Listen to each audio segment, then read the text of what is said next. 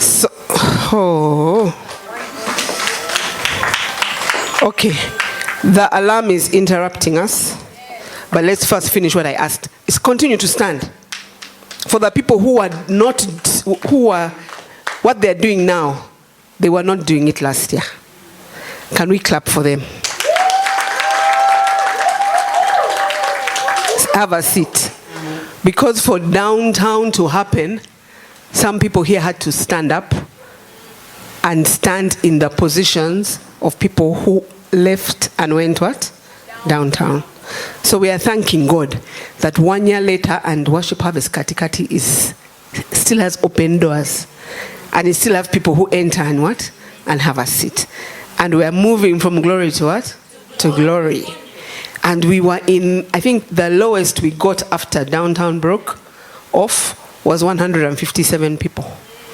Last week we were 326. So we thank God. Today we may not be 326. I said how many were we? 326, huh? Okay.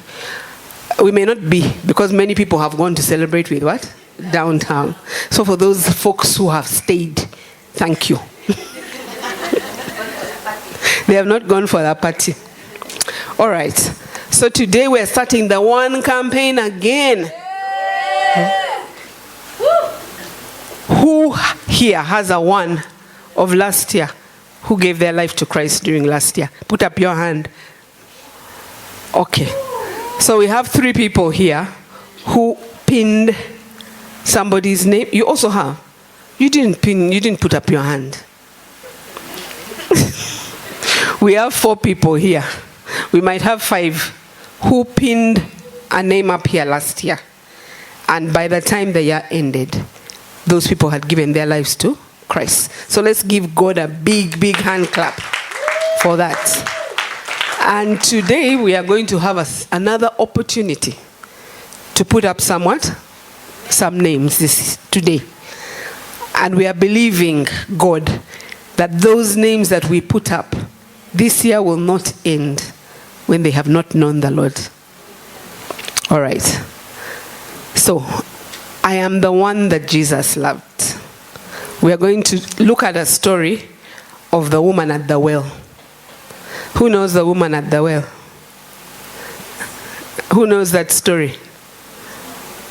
Okay, a few of you know the story. For those who know the story, concentrate.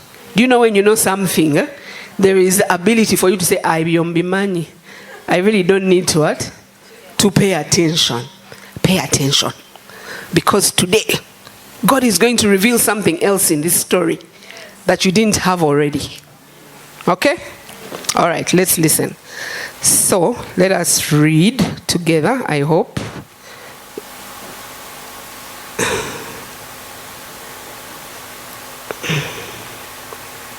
All right. Let us read together from John 4. John 4, 3 and 4. Let's read together. He left Judea and departed again to Galilee, but he needed to go through Samaria. Jesus had her on his mind right from the start. God's desire to love and connect with you is like a need to him. God loves you. We were not supposed to read that. We were supposed to read the what? the verse. This thing.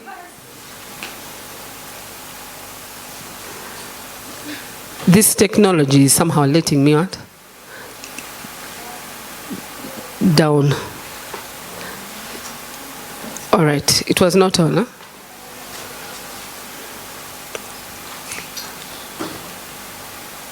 Okay, so I want us to read 5 and 6 also. So he came to a city of Samaria, which is called Sychar, near the plot of ground that Jacob gave to his son Joseph. Now Jacob's well was there. Jesus, therefore, being worried from his journey, sat thus by the well. It was about the 6th hour. A woman of Samaria came to draw water. Jesus said to her, "Give me a drink," for his disciples had gone away into the city to buy food.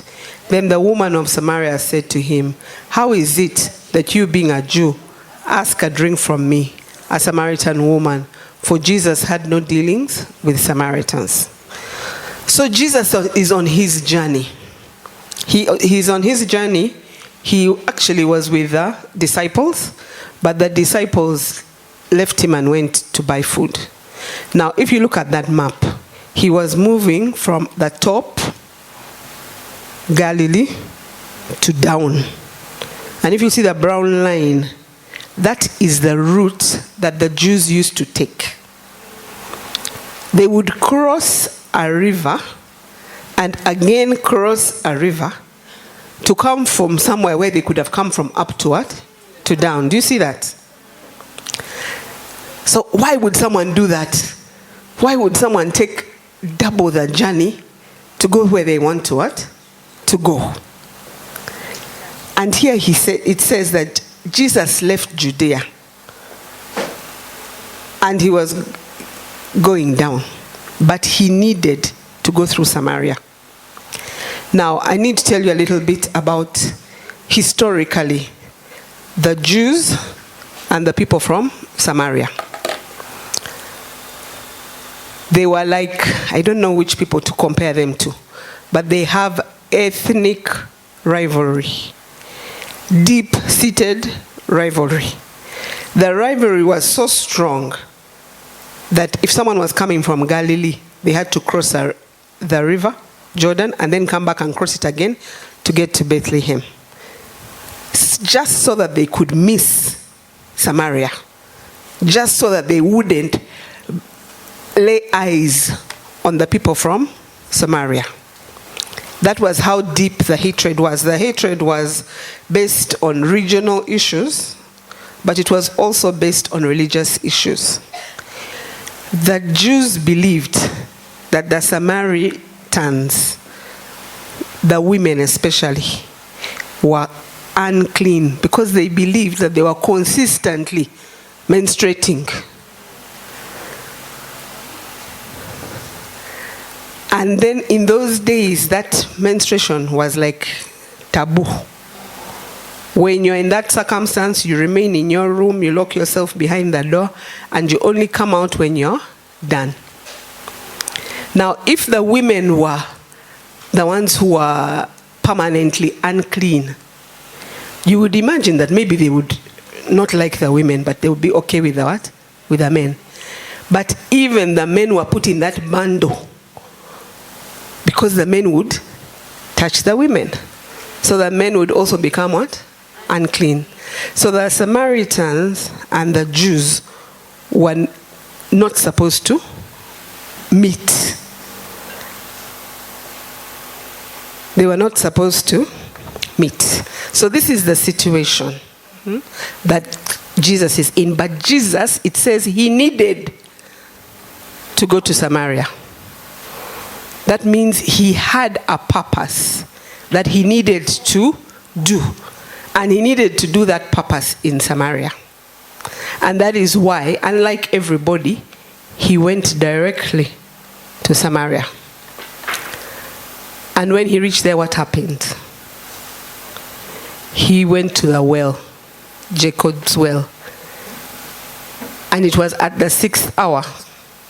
The 6th hour is like at 12 o'clock. I think they tell the time like the Luganda clock. Sawa mukaga.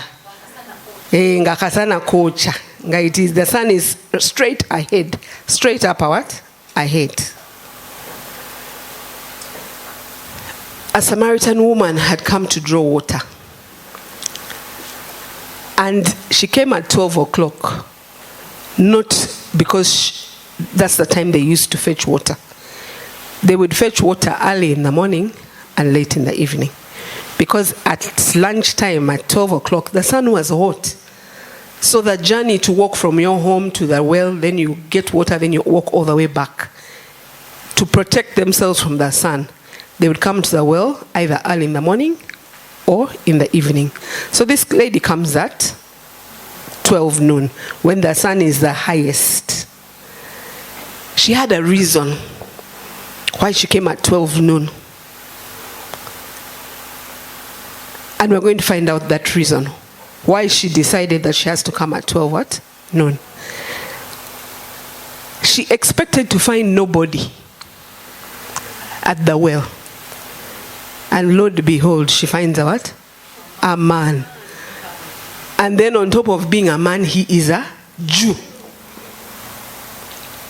And when she looks at herself, she knows that she is, because she's a Samaritan, she is considered to be unclean. She is not to be seen by a Jew. That too, not a man. But he's the person she finds at the what? At the well.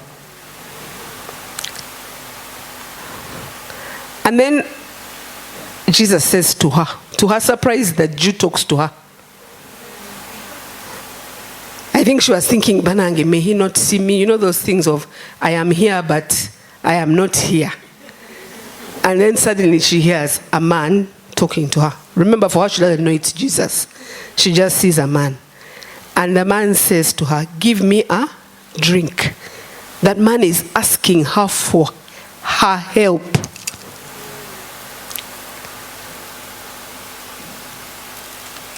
And the woman says to him, how is it that you, being a Jew, ask me for a what? A drink.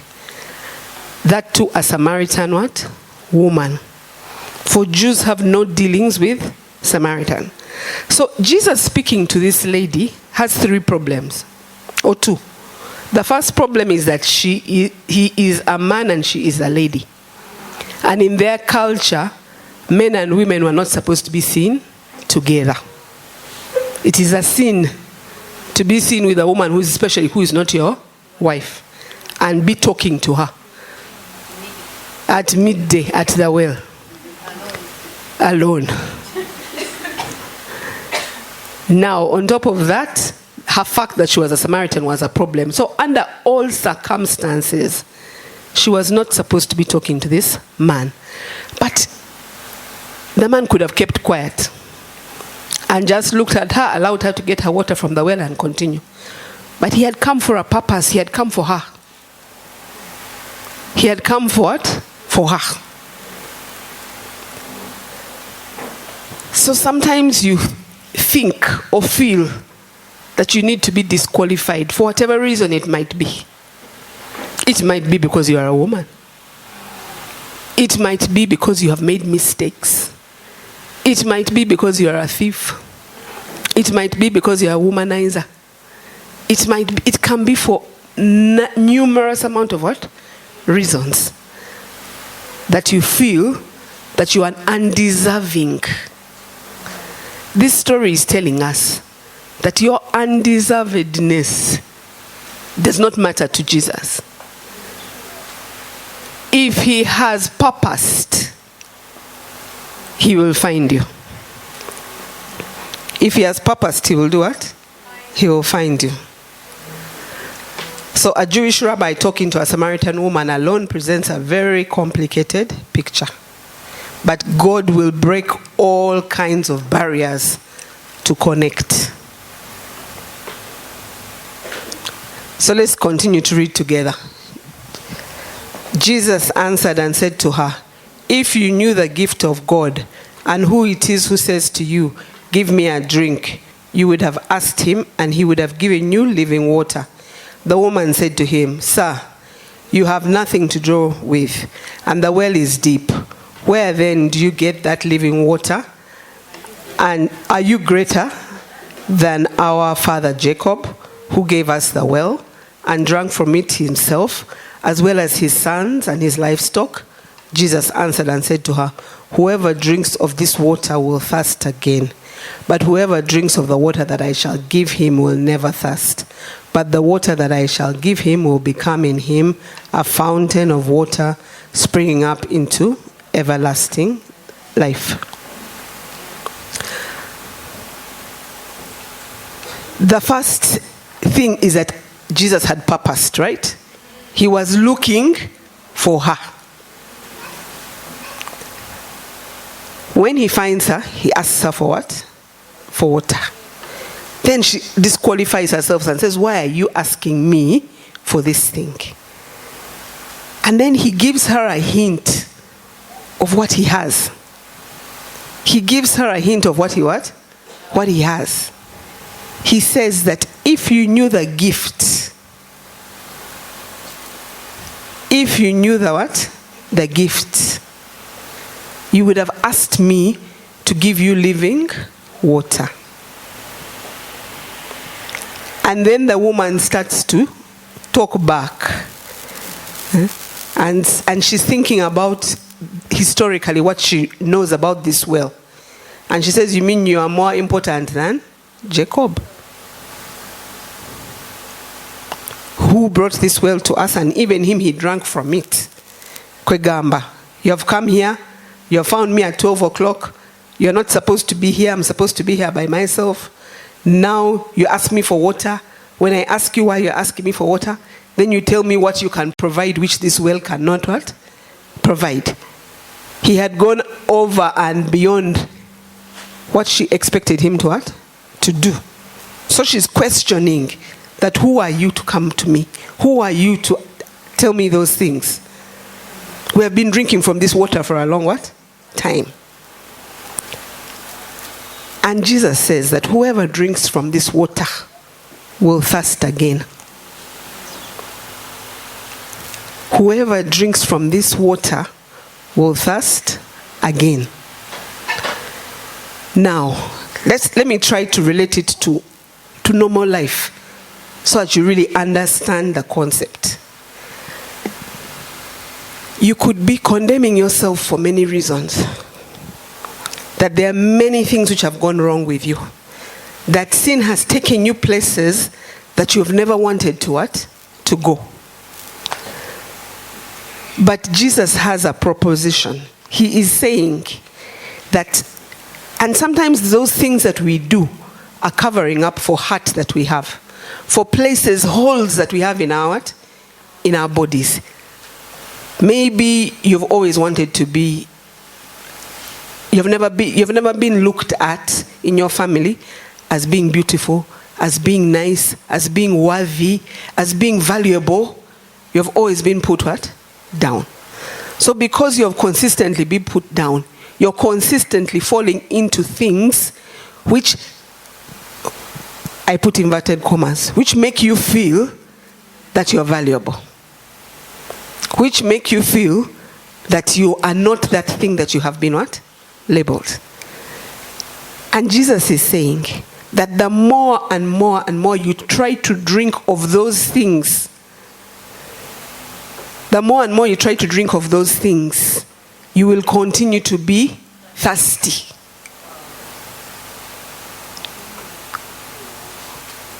Whether it is that you're a binge shopper, when you feel sad, you just go out and buy whatever you find. And when you buy it, it makes you feel better. But it will be 2 days later, and you'll be out buying another what? Thing. Whether it is when you feel somehow, you turn to the bottle, and then you think, okay, now I am high, Ulunji, life is good, and yeah, there's no problems. The only thing is that tomorrow comes, you sleep and wake up, and you feel the same way. And the only way you can feel otherwise is you go back to the what? To the bottle. Whether it's that you look at yourself and every time you think, I have to put makeup, because makeup is what defines who I am. If I don't have makeup on my face, I am not real. I am not deserving for anybody to look at my face without what? Makeup. The good news is every morning you wake up and you look at yourself and you don't have makeup and you feel the same way every day. So that is the thirst which is unquenchable. And Jesus is saying that he has the solution.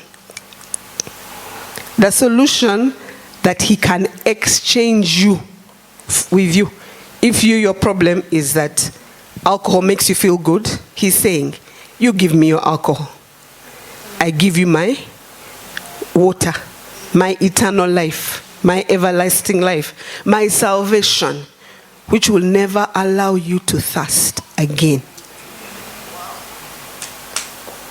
That is what he's saying. So that is what he's trying to tell this lady. And when she hears it, you are going to see what does she do. Let us see. She gets excited. Get excited when God asks you for anything. It is usually a step up for great stuff.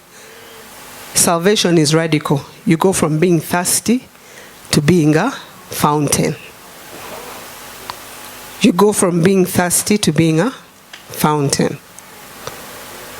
This is what the woman said to him. Sir, give me this water. She becomes excited.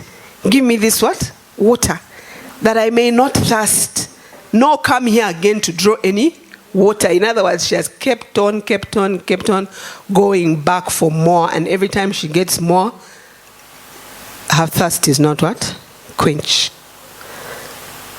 So Jesus, when he approached her, I want you to look at this thing in terms of your one. How will you approach your what? Your one. First of all, you need to know that Jesus has purposed to meet that person.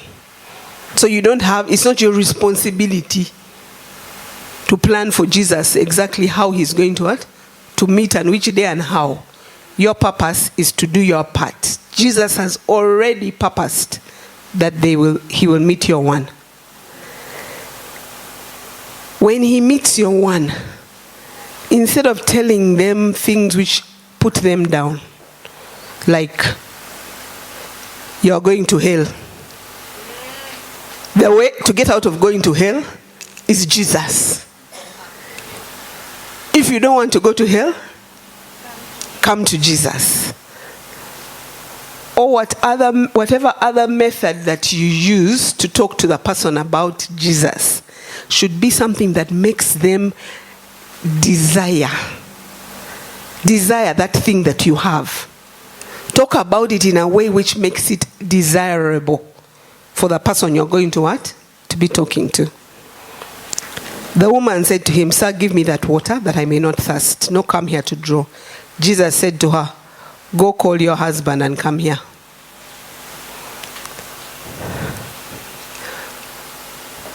If the point of Jesus was to reconnect this person to himself, why did he have to first ask her, call your husband? Right there he could have just said, you want the water? Here is the what? Is the water. But it's not the route he chose. He said, call your husband and come here. God knows our deepest needs and will cut through the religiosity and speak to the pain we have carried. The woman answered and said, I have no husband. Jesus already knew that she had no husband. Jesus said to her, you have well said that you have no husband, for you have 5 husbands, and the one you are with now is not your husband. In that you spoke truly. So Jesus honors her for speaking the truth. But he also shows her that I know you. I know you. And that's not what matters to what? To me. I came to give you living water when I knew who you are. I know what you do. I know where you're strong. I know where you're weak. I know everything about you.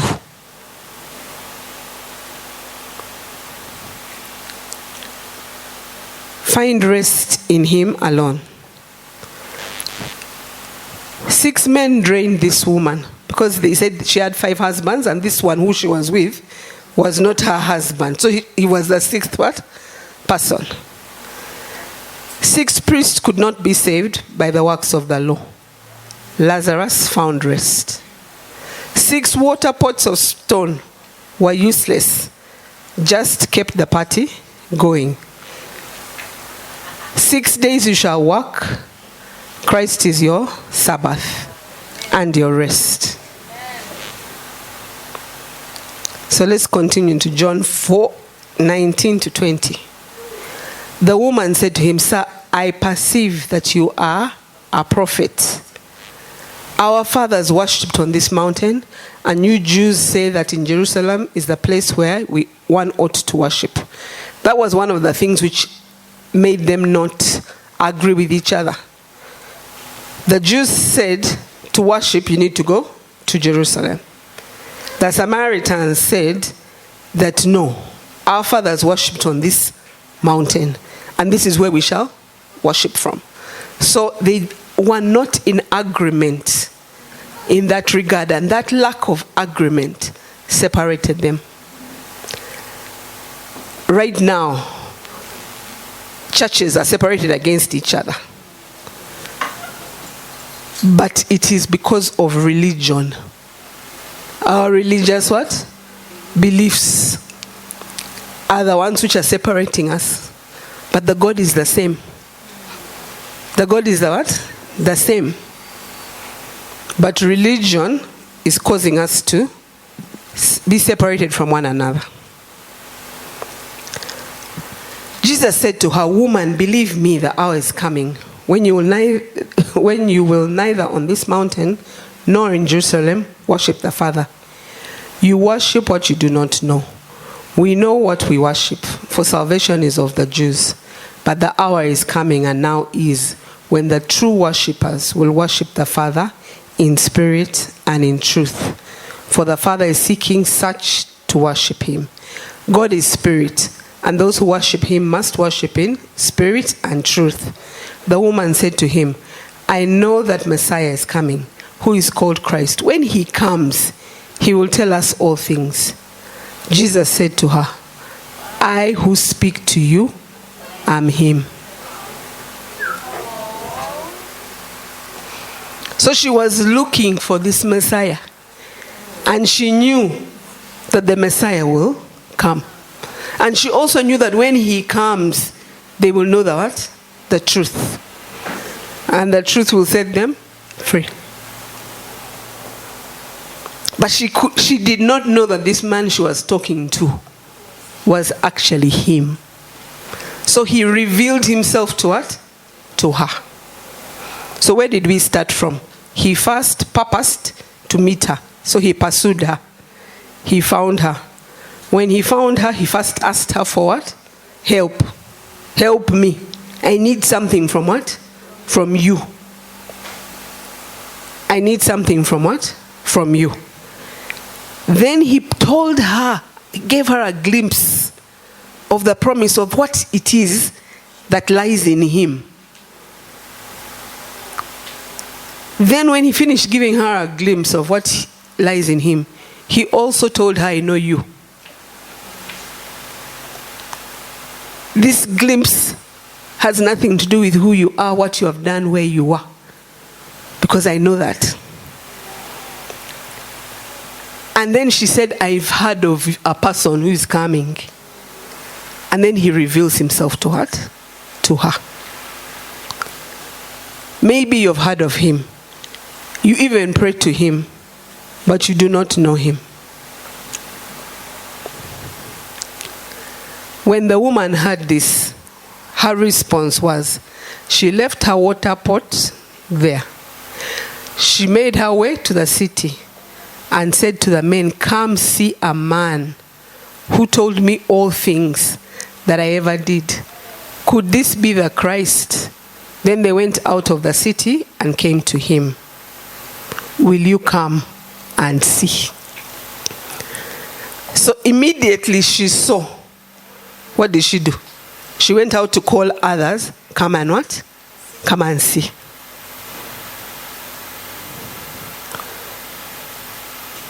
In regard to our one, what is this text or this story or this parable telling us?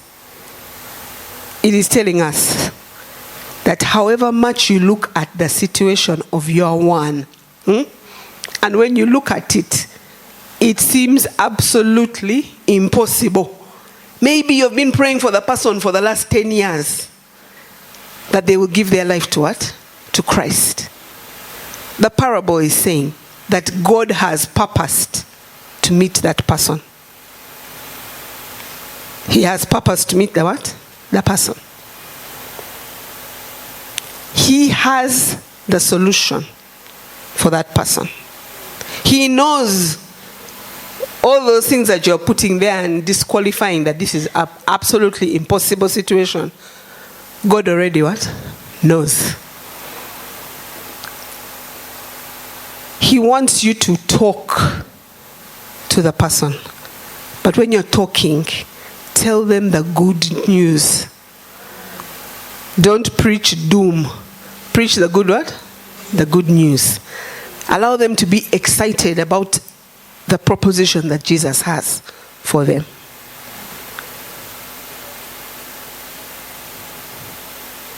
Then, tell them that it doesn't matter what has happened. He knows. But he wants you to come as you are.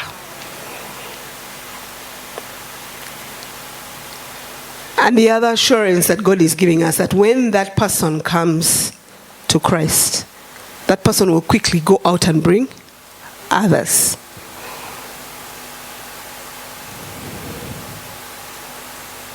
There are 6 billion people who don't know Christ. And us who are seated in this room are responsible to bring in the 6 billion people. And the way that we are going to bring in the 6 billion people is we are going to bring the one. And we bring another one.